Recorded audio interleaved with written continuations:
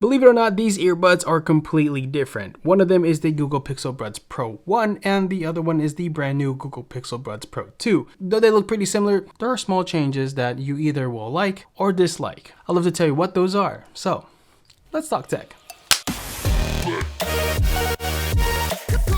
I'm Agent Ardently Tech, and the Google Pixel Buds Pro 2 come 2 years after the original Google Pixel Buds Pro. And honestly, you would expect, in 2 years to make some vast changes. Well, they say if it ain't broke, don't fix it. And that's true, but they fixed it, in my opinion, a little bit in the wrong way. While the performance is pretty close, the fit is like the biggest difference, because there were some people who complained about the original Google Pixel Buds and how they fit. But for my ear, they fit really well. Now I know that's not everybody's experience, and that's not going to be everybody's experience about these buds, but they don't fit as well as these do. And that's kind of unfortunate to me, because I really like these and they feel really good in the ear, but they just don't stay in my ear as well. And I've tried switching all the earbuds. Like right now I have the original Google Pixel Buds in my left ear, and on my right ear I have the new ones, and I can tell like this is lighter, but I don't know, I feel like I want to adjust this one more than this one, because I feel like this is so snug in my ear that it's not gonna be an issue. But this one is like, I don't know if maybe it's just the weight, maybe it's because it's so much thinner. Whatever it is, there is something different between the two that makes this not feel as secure as this one. That said, I know there's been a lot of reviews that I've seen that people really love the new fit. So it just goes to show that it's really difficult to please everyone with one shape of an earbud. And before we go on, let me do a little quick mic test. Look, it's already falling out of my ear. This is what a phone call or a voice message would sound like from the Google Pixel Buds Pro 2. Do you think these sound good enough? Do they sound too muffled? Do they sound better than you expected? Let me know what you think. To me, as I'm talking, they sound pretty decent. When I take phone calls from these, they sound pretty good. But how do they sound on the other end? Do let me know. Oh, and one last thing I did not mention about these earbuds is that they actually have like a compatibility with the Gemini functionalities. I honestly just haven't done any of that. And that's nothing against these earbuds or anything like that. It's just something that I don't find myself needing to do. Like I don't even talk to Siri using my AirPods most of the time. So just sometimes if I need to, I'm just not thinking, oh, I need to ask Gemini something when I'm working out or listening to music necessarily, or listening to a podcast. So I will try those and maybe do a short on that in the future, but this is just not something I use. I don't really use that functionality at the moment. So I have less thoughts about that. Maybe somebody else might. So yeah, the great part is the sound quality on both of these earbuds have continued to stay really good. Haven't had any issues with like fuzz or muddiness or anything like that. Like for me, like I enjoy the amount of bass, even with the bass booster. I'm not a bass heavy kind of music enjoyer, but for some others it might feel like it's a little lacking in that sense. But for me, it all around was a great sound and I enjoy it. I'm not an audiophile. I say that in every earbud review because some people are very particular about their sound, and I'm just not like that. As long as it doesn't sound muffled, tinny, or just gross, I'm pretty happy, easily be content with the earbuds. They don't maybe sound as great as like some of the Bose Quiet Comfort 2s that I've used recently. Those earbuds have some really phenomenal sound, but these do really great. These still also have multi-point connection. If you know me, that's one of my favorite features to have in earbuds, because I have several devices and I like to switch from device to device, just like I'm able to do with my AirPods. But when I don't have those, it's nice to be able to switch between my iPhone and my Google Pixel 9. Either way, it's just nice to be able to have multi-point connection.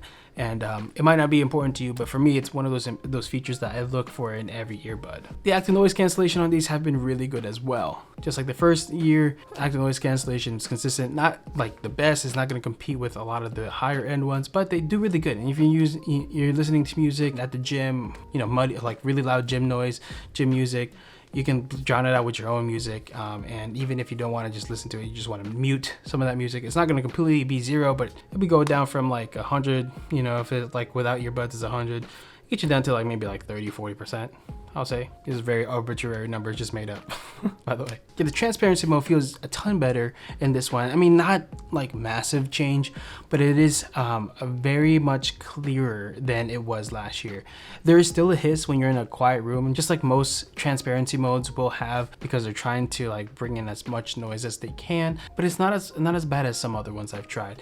And honestly, the transparency mode is very reminiscent of what the experience is like with the AirPods. Not like they're 100%, maybe like 9% there to be compared to it, but it's really good. It is really good. Overall, my experience with these earbuds have been pleasant. Like I said, the fit, it doesn't please me as much as the original earbuds have, and doesn't make me inclined to reach for these as often, but I do like the new design. I do like the fact that you have the speakers on the bottom to be able to find them with the find features on your Google Pixel. This find feature has helped me find these. I have a toddler and she finds my earbuds and hides them, and they end up everywhere.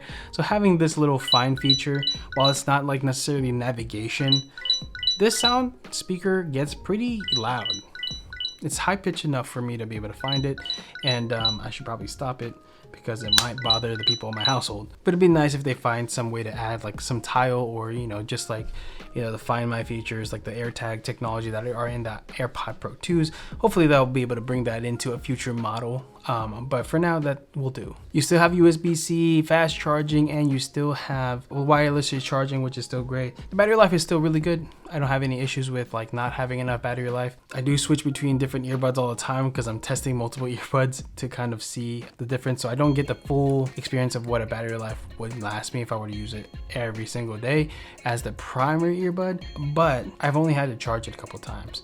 One time since I've gotten it. The coolest part is because I got the Google Pixel 9, they gave me $200 of credit, and I was able to put that towards these earbuds, and virtually these earbuds only costed me out of pocket $40. And so I was really happy to get these, try them out after really enjoying the Google Pixel Buds Pro 1. The Buds Pro 2 didn't let me down. That said, $240, is it worth the buy? Maybe if you really want this, but I promise you'll probably find a better deal with different earbuds, or you'll find them on sale sometime this holiday season. If you can find them for under $200, that's a huge step. Definitely pick them up if that's something you really want, especially if you have a Google Pixel phone. Having a Google Pixel phone or an Android device is going to be the only way you're going to be able to use the earbuds with customizable settings. And that's another thing I don't really care for, is the app isn't really an app. I mean, it is an app, but it's really just a shortcut to the settings.